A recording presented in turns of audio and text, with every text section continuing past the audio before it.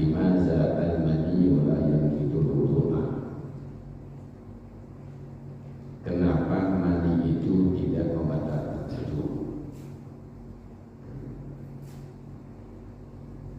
Padahal kemarin di awal-awal sudah kita bahas al-khariju min ahadis sabilaini, yang membatalkan wudu itu adalah ada sesuatu yang keluar daripada dua pintu. Tapi mani tidak batal. Kenapa keluar mani tidak membatalkan wudu?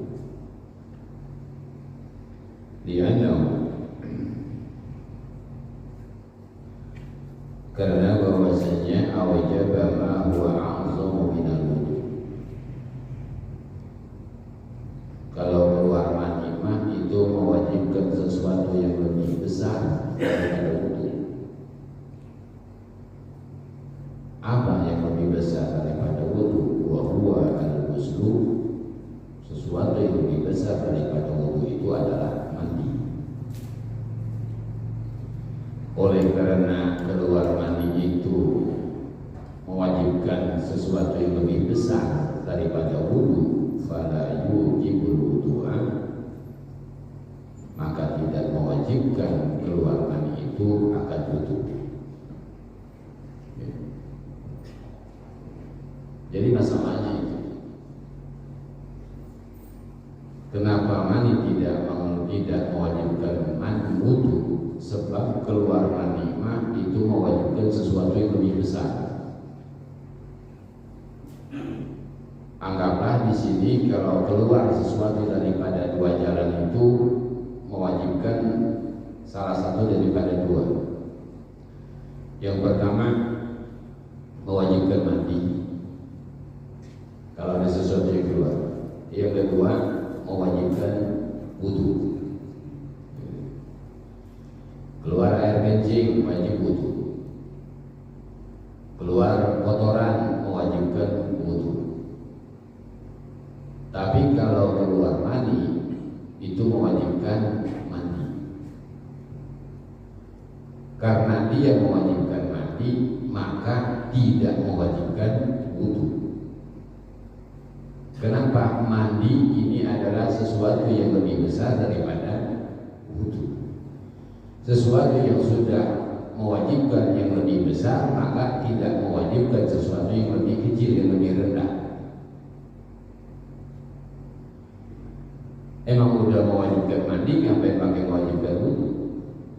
Jadi yang lebih besar. Seperti di bawah ada kaidah, kullu ma awjaba a'zabal amrayni bi khususihi lam yujib adwanahuma bi umumihi. Segala sesuatu yang mewajibkan akan yang lebih besar daripada dua perkara, khusus secara khusus, lam yujib adwanahuma bi umumihi, maka tidak mewajibkan yang lebih rendah diumumi secara umum. Kal mandi seperti mandi. Fa innahu awjaba a'zamal amrayni, karena sesungguhnya mengeluarkan mani itu mewajibkan sesuatu yang lebih agung daripada dua perkara. Wa huwal ghuslu, itu adalah mandi. Bi khususi kauni maniyan, dengan khusus adanya yang keluar itu adalah mani.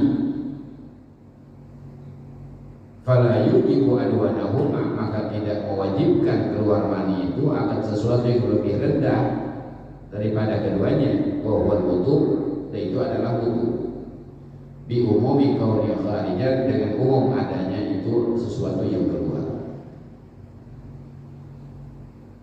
Jadi dengan umuman sesuatu yang keluar, seperti masalah jilid dan raja.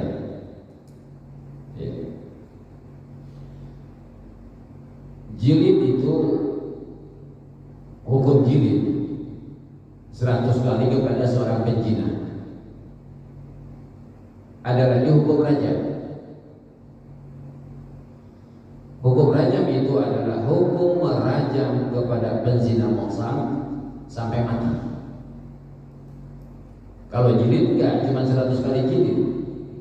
Tapi kalau rajam, dirajam itu sampai mati. Nah, di sini di antara dua ini kan ada yang lebih besar. Mana yang lebih besar? Rajam apa jilid? Rajam. Kalau dijilid kan cuma didera 100 kali. Tapi kalau rajam, dirajam pakai batu sampai mati. Berarti rajam lebih berat daripada jilid.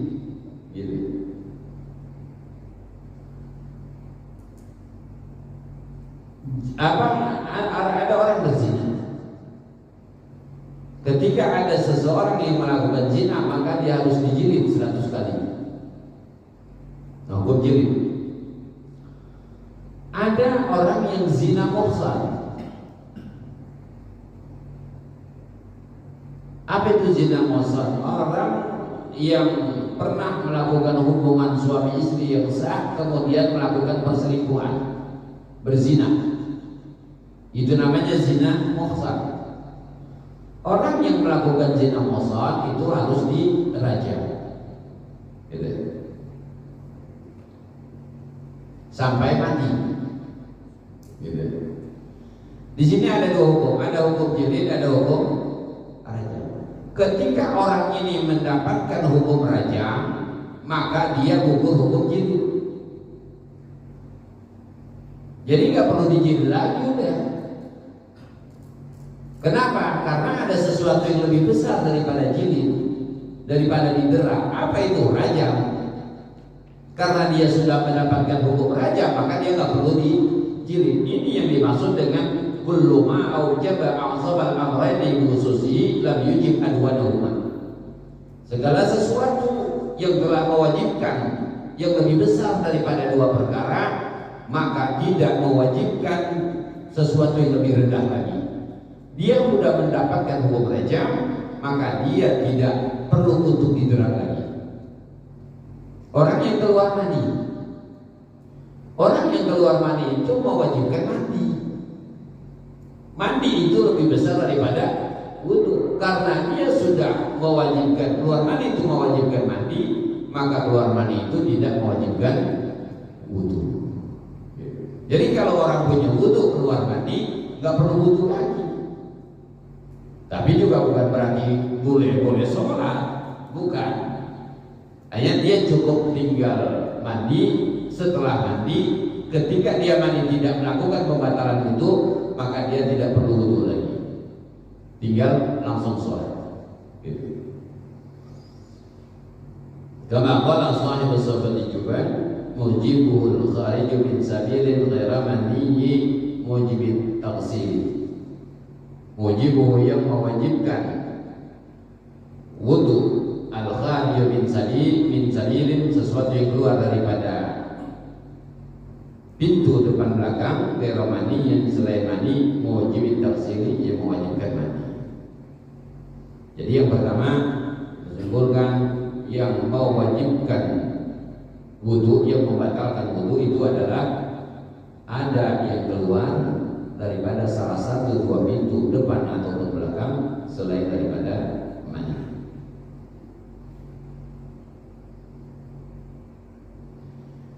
An-naqidus tsani,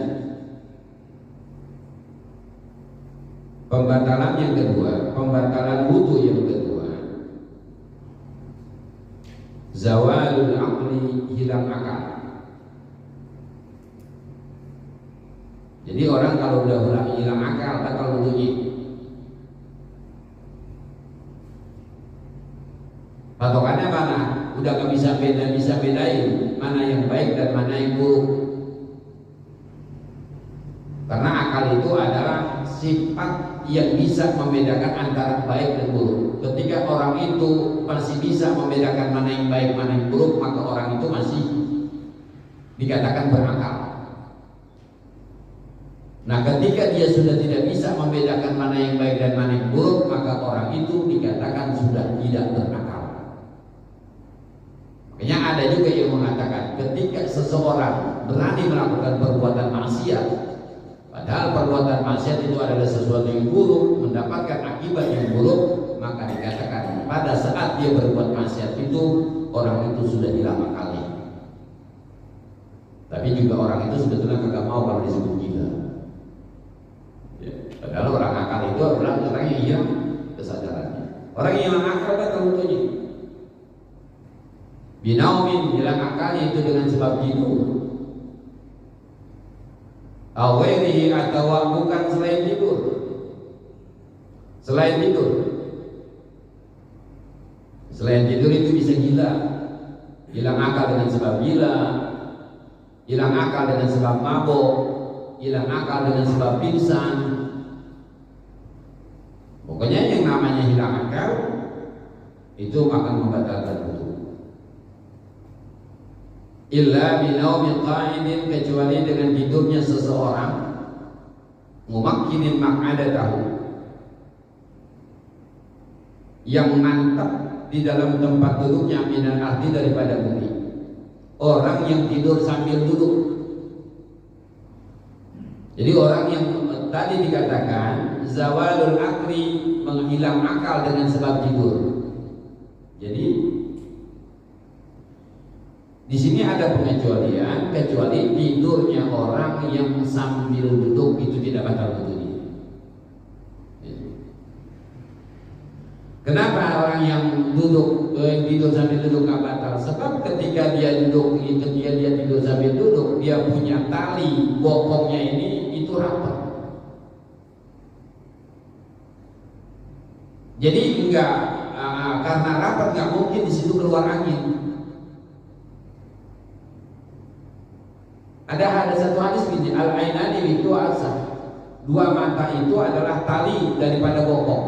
Ketika mata itu tertidur, maka tali bokong itu dia akan terbuka. Ketika tali bokong itu terbuka, maka kemungkinan besar itu akan keluar angin dari situ. Jadi kalau orang tidur itu pengikat di sini itu hilang, pengikat di bokong itu hilang. Jadi nggak sembarang ulama mengatakan itu namanya hilang akal itu dengan sebab tidur itu membatalkan wudu. Nggak sembarangan ulama itu mengatakan tidur itu membatalkan wudu. Tapi karena memang ada ikatannya antara tidur, antara mata merem dengan tali bokong sini. Jadi tali bokong kita ini kalau kita melek begini rapat. Tapi kalau kita merem, tali bokong itu terbuka. Kalau kita tidur, tali bokong itu terbuka. Nah, karena tali bokong itu terbuka, maka ketika kita tidur, besar kemungkinan angin itu keluar. Sedangkan tadi di awal dikatakan kalau ada sesuatu yang keluar daripada dua jalan, itu batal wudunya. Makanya ulama mengatakan tidur membatalkan wudu. Kenapa? Karena terbuka dia punya tali bokong yang kemungkinan besar akan mengeluarkan angin. Kecuali orang yang tidurnya sambil duduk. Kenapa kalau orang tidur sambil duduk nggak batal? Sebab rapat dia punya talinya. Rapat. Sawa'un ta'adda bi zawalil aqli am la. Sama saja apakah sengaja bi zawalil aqli dengan hilang akalnya amla atau tidak. Hilang akal itu dengan sebab sengaja atau tidak.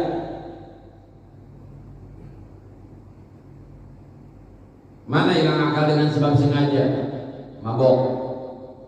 Dia tahu kalau dia mengkonsumsi ini dia bakal mabok. Dia bakal hilang akal. Udah tahu begitu tetap aja dia konsumsi. Dia minum atau dia makan yang menyebabkan akalnya menjadi hilang, maka itu batal wudunya. Sengaja namanya. Wa yakunu zawalul aqli binaumin, dan adalah hilang akal itu dengan sebab tidur au jununin. Ini penjelasannya tadi. Kemudian au jununin atau gila, au irmain atau pingsan, au sukrin atau mabok, au nahwi zalika atau yang lain-lainnya. Syurutun naumi alladzi la yanqudul wudu arba'atun. La yanqudul wudu arba'atun. Illa tadi tidur membatalkan wudu, tapi ada syarat-syarat tidur yang tidak jadi batal wudunya. Arba'atun itu ada 4. Yang pertama ayyakuna mumakkinan ma'adatahu minal ard. Yang pertama adalah mantap di tempat duduknya. Tidur tapi mantap dalam tempat duduknya. Bi antakuna ma'adatuhu fathatud dubur. Bi antakuna ma'adatahu. Bagaimana dikatakan mumakkin itu? Bi antakuna. Jadi baknya itu bakli taswir. Bakli taswir ini adalah menjelaskan mumakkinan ma'adatahu, orang yang mantap di tempat duduknya. Bagaimana pengertian mantap di tempat duduknya? Nah, di sini dijelaskan bi antakuna ma'adatahu ay fathatud duburi multasiqatan bil ardi bihaitsu la yumkinu khurujur rih. Yang dikatakan mantap tempat duduknya itu adalah bahwa adanya maq'adah. Jadi dia punya lubang dubur itu multasiqatan bil ardi, nempel dengan bumi, dengan pijakannya. Bihaitsu la yumkinu khurujur rih, dengan sekira-kira tidak memungkinkan, tidak mungkin keluarannya. Yang kedua yang tidak membatalkan wudu, tidurnya seseorang ayyakuna mu'tadilal khilqah, bahwa adanya orang itu sederhana dalam fisiknya. Bagaimana sederhana? Maksudnya ay laisa mufridan fil badanah, tidak terlalu gemuk, wala fi nuhul, tidak terlalu kurus. Jadi kalau orang yang terlalu gemuk bisa jadi batal, walaupun tidurnya itu sambil duduk. Orang yang terlalu kurus bisa jadi batal, walaupun tidurnya itu sambil duduk. Jadi syaratnya tidur tidak membatalkan wudu itu adalah orang yang tidurnya sambil duduk itu tidak terlalu gemuk, tidak terlalu kurus. Yang ketiga ayyasiru 'alal halati allati nama 'alaiha. Ayyasaikizu, bahwa dia terbangun 'alal halati, dalam keadaan allati nama 'alaiha, yang dia tidur di atasnya. Jadi bangun dalam keadaan memang dia sebagaimana dia tidurnya tadi. Kalau bahasa kita mah bangunnya dia itu ya seperti dia pada saat dia tidur. Kalau dia tidurnya sambil duduk, maka dia terbangunnya itu memang sambil duduk. Begitu dia bangun memang masih duduk. Nah, itu gak batal wudunya. Tapi ketika dia tidur, posisinya sudah berubah. Posisinya sudah bukan duduk lagi. Dia tidurnya sambil duduk, cuman begitu bangun udah miring. Nah, begitu bangun, begitu miring, baru bangun. Nah, itu udah batal wudunya. Kayak orang yang lagi tidur kejengkang. Itu. Semain Jumat, ya, begitu khotib, ya, tidur, gitu kan tidur. Nggak batal gitu. Tapi begitu dia kejengkang, melek. Jadi kejengkang dulu, baru melek. Nah, maka itu batal wudunya. Kenapa? Pada saat dia kejengkang, pada saat itulah terbuka dia punya tali bokongnya. Nah, pada saat begitulah keluar angin. Maka orang yang lagi tidur kejengkang kemudian baru bangun, itu wudunya batal. Allah yukhbiruhu ma'sumun inda ramli bi khurujir rih minhu asna'an naumi.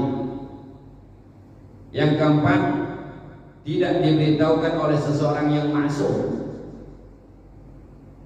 inda ramli menurut mamloti bi khurujir rih, dengan keluarnya roh minhu daripadanya asna'an naumi, pada pertengahan tidurnya.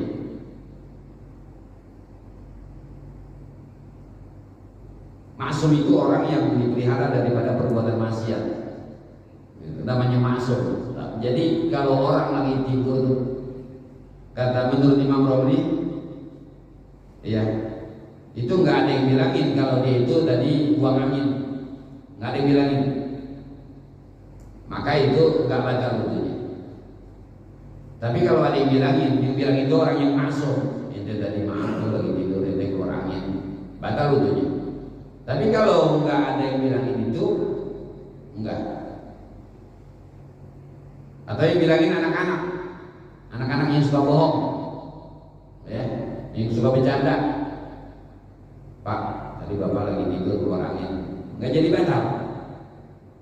Ya, sebab itu orang yang tukang bohong itu nggak masuk. Tapi wayak fi adud indah Ibnu Hajar, cukup orang yang adil menurut Ibnu Hajar. Kalau orang itu sudah masuk kepada golongan orang yang adil, maka itu sudah cukup, ya, untuk menerima berita tersebut. Pak, mohon maaf tadi bapak lagi tidur keluar angin, maka itu sudah batal wudunya. Jadi kesimpulan yang kedua yang membatalkan wudu itu adalah hilang akal dengan sebab tidur ataupun bukan, seperti gila, pingsan, ayam, mabuk dan sebagainya. An-naqil salisu, pembatalan yang ketiga, iltiqa'u basyarati rajulin wa imra'atin, bertemu dua kulit laki-laki dan perempuan. Jadi kalau laki sama laki nggak batal, perempuan sama perempuan nggak batal. Yang batal itu laki sama perempuan. Kabiro ini yang sudah dewasa keduanya. Kalau masih kecil nggak batal. Ajnabiyah ini yang ajnabi keduanya. Ajnabi itu orang lain yang halal dinikah, yang boleh dinikah, itu namanya ajnabi.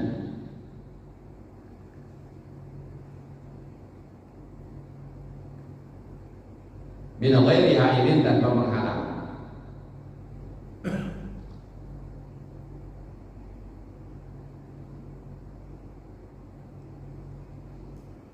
Tidak ada penjelasannya di sini satu-satu.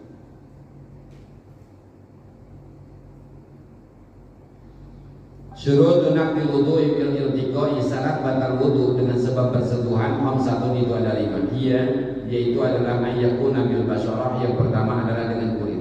Jadi syarat batal wudu itu kalau bertemu itu batal, itu adalah bil basyarah, syaratnya pertama harus dengan kulit.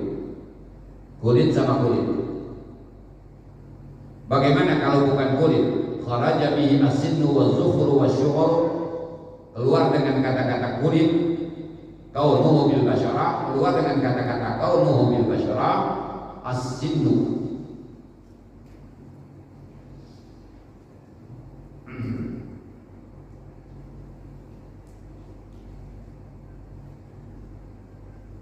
Gigi.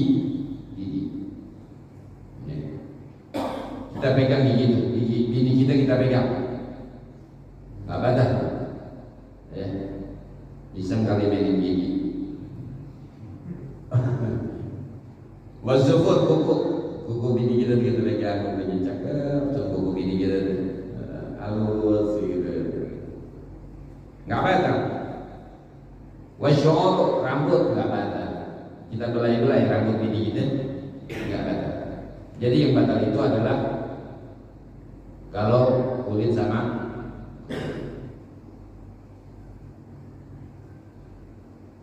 makanya kemarin waktu kita bicara bab wudu,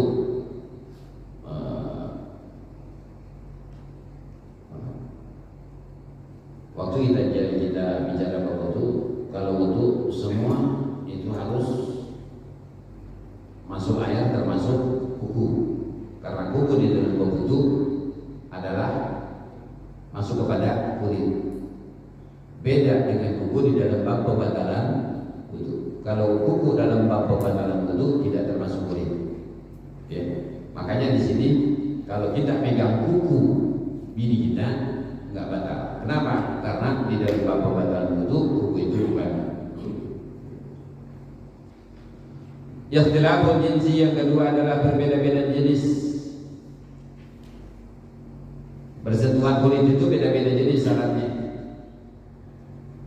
Fala naqta bainal mar'ataini wa rajulaini, maka tidak batal bersentuhan kulit antara dua perempuan dengan dua laki-laki. Perempuan sama-sama perempuan, laki-laki sama laki-laki. Jadi di awal tadi dikatakan iltiqa'u basyaratai rajulin wa imra'atin, bertemu dua kulit laki-laki dan perempuan. Berarti kalau laki sama laki, perempuan sama perempuan enggak batal. Bagaimana dengan banci? Siapa itu banci? Banci itu adalah orang yang mempunyai dua jenis kelamin. Itu namanya banci. Kelamin laki-laki punya, kelamin perempuan juga punya. Kalau banci yang suka muter-muter di serengseng itu sih bukan banci. Ya. Banci. Ada orang wajahnya cantik tapi kakinya bulunya tebal. Cuman banci-bancian itu mah banci nyari duit gitu ya. Iya. Maka jadi kalau unsa begitu juga banci. Nah, bersentuhan kulit dengan banci itu nggak batal. Kenapa? Disyaki, karena itu diragukan. Ya, diragukan. Nggak yakin. Dia ini laki-laki atau perempuan, nggak yakin. Ya. Jadi begini, kalau orang mempunyai dua kelamin, maka cenderungannya itu dia bergantian.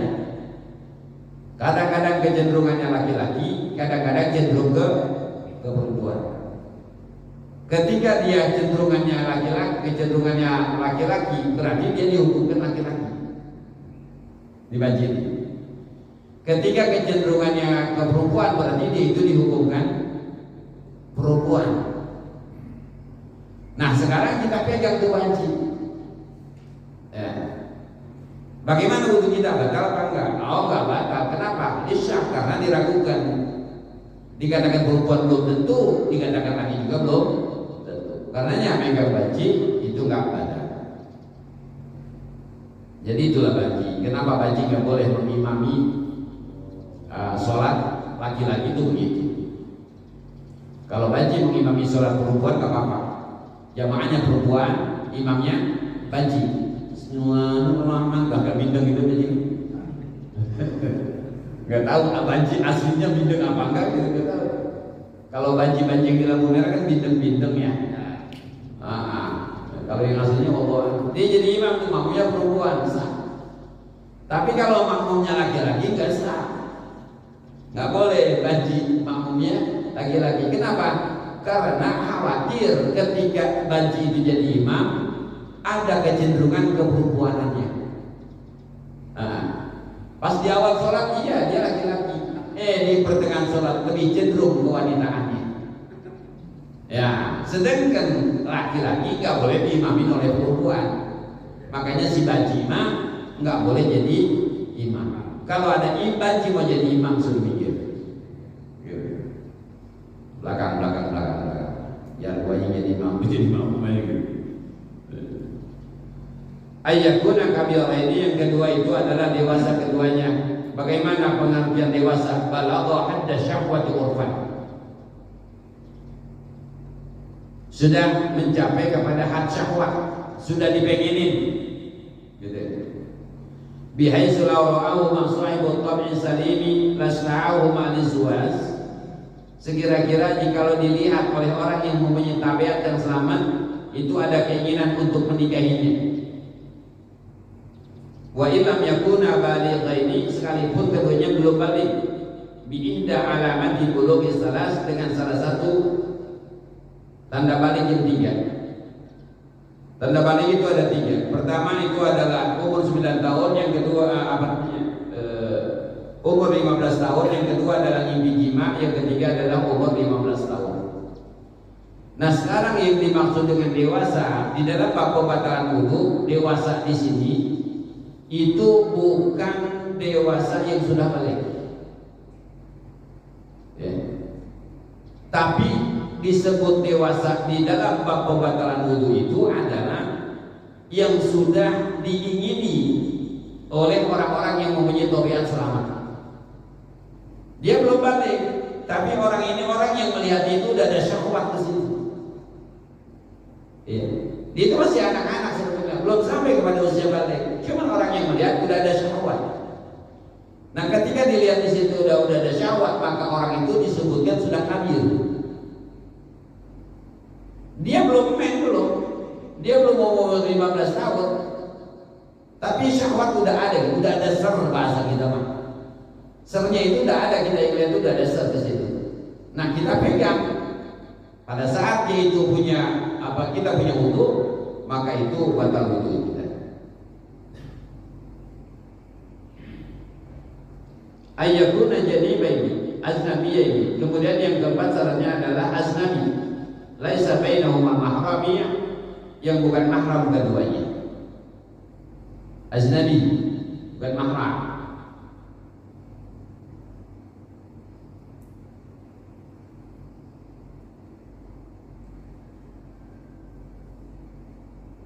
Bagaimana dengan ibar?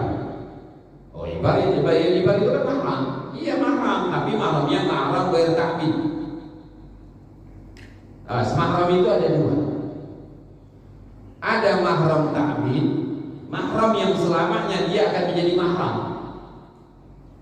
Ada mahram ghair ta'bid, mahram yang tidak selamanya menjadi mahram. Kalau sama mahram ta'bid, wudu kita nggak batal. Seperti mana contohnya? Sama orang tua, kakak, adik, ponakan. Itu mahramnya ta'bid. Encing itu mahramnya ta'bid. Sama mertua, mahramnya ta'bid. Gak boleh kita nikah sama mertua. Kawin sama anaknya umurnya pendek. Kebetulan emaknya masih muda, cakep juga, dia kawin lagi sama emaknya. Itu gak boleh. Itu mahramnya ta'bid. Ama mertua butuh kagak baca. Mahramnya mahram ta'bid. Tapi bagaimana dengan ima ibar? Ama ibar itu mahram. Tapi mahramnya itu ghair ta'bid. Mahram itu tidak selamanya. Dia disebutkan mahram ketika kita itu masih ada ikatan pernikahan dengan saudaranya. Kalau perikatan pernikahan kita dengan saudaranya ima dengan sebab meninggal dia, ima dengan sebab cerai, maka ikatan mahram itu menjadi mahram itu jadi hilang, nggak ada mahram. Kan kita nggak boleh itu nikah sama ipar, nggak boleh. Mahram itu kan orang yang haram dinikah, ya. Sama ipar nggak boleh kita nikah sama ipar selama statusnya masih ipar, artinya selama statusnya masih mahram.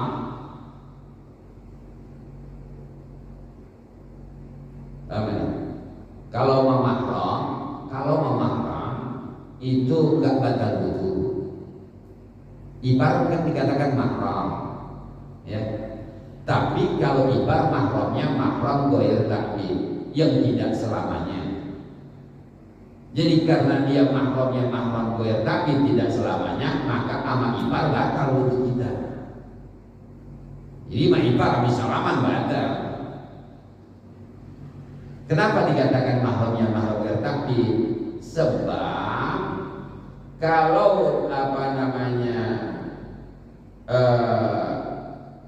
dia itu kita ini sudah putus hubungan dengan saudaranya, ikatan pernikahan itu sudah putus, kita boleh nikah sama dia, gitu.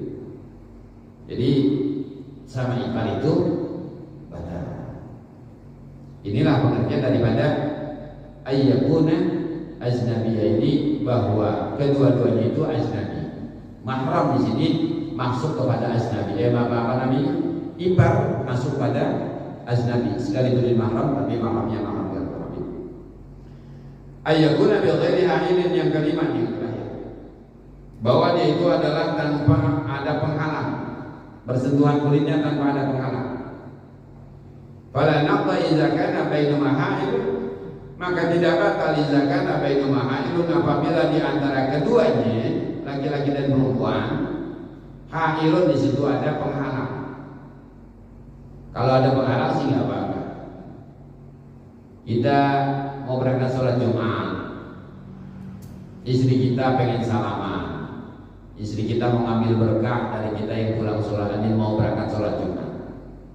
Kita bungkus tangan kita pakai sorban, ya, salaman sama bini kita. Nah itu apa-apa, nggak batal. Kenapa? Karena ada hail, ada penghalang. Tipis banget penghalangnya, walau rokiqan di sini katakan. Sekalipun itu tipis. Tipis itu apa? Itu warna kulit kita hitam, putihnya kelihatan, itu namanya tipis. Iya, nggak apa-apa yang tipis, yang penting itu ada penghalang. Nah itu nggak batal. Tapi yang batal itu adalah yang langsung. Inilah pembatalan